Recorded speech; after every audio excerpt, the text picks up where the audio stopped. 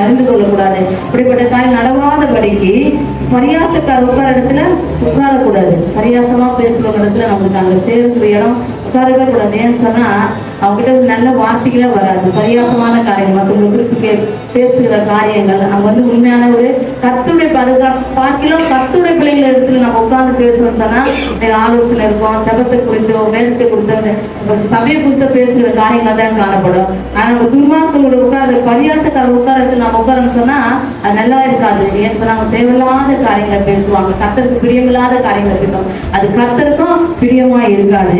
கர்த்தருடைய வேதத்தில் பிரியமா இருந்த இரவும் பகலும் தியானமா இருக்கிற மனுஷன் நம்ம என்ன செய்யணுமா, கர்த்தருடைய வேதத்துல பிரியமா இருந்து நம்ம படிக்க தெரிந்தவர்களா உண்மையாகவே நம்ம ஜெபிக்கும் போது ஒவ்வொருவரும் வேத வசனத்தை வாசிக்கிறவங்களா இருக்கணும்.